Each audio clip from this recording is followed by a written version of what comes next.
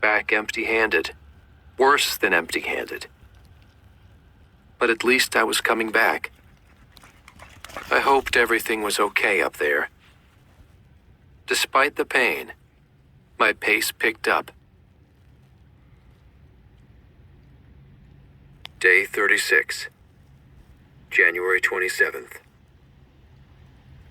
The glow on the horizon mocked me.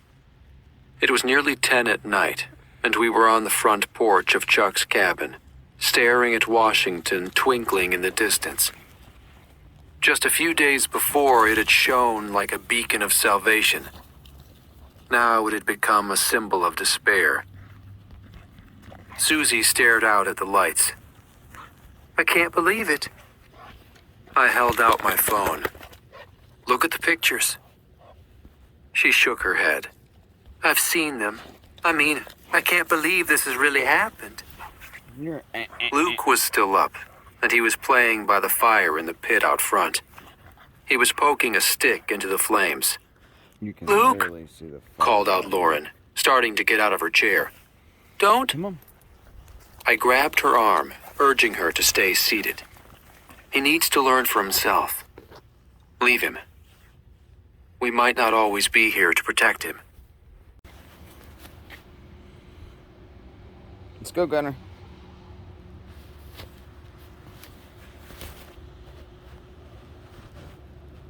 But keeping quiet. Gunner, come. The night before, I'd gotten lost trying to find my way up the mountain in the dark, even with my headlamp. Everything looked the same, and in the end, I'd lain down in the open, piling leaves around me for warmth, waiting for the sun to rise. It had rained again, but somehow I'd dropped off to sleep. And when I'd awoken, I was barely able to move, my arms and legs nearly paralyzed with cold. When I'd stumbled into our makeshift camp in the early morning light, Susie had almost shot me. They were expecting a rescue convoy, helicopters, and hot food. But all they got was me, half frozen to death and delirious. I'd been dangerously hypothermic, exhausted, mumbling about the Chinese, spewing nonsense. We'd gone back to the cabin and started up the wood stove, and they'd curled me up in front of it on a couch under some blankets. They let me sleep until the late afternoon. When I woke up, the first thing I did was tell Lauren how much I loved her. And then I played with Luke on the couch for a while, trying to imagine what his future would be like.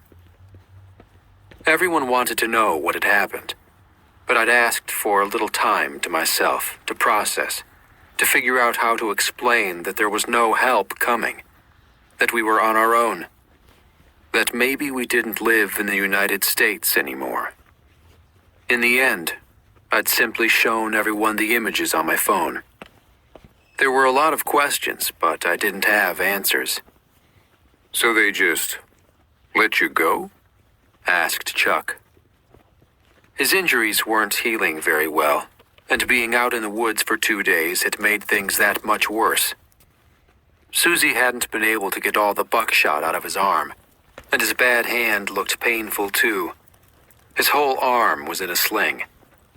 "Yeah, they did."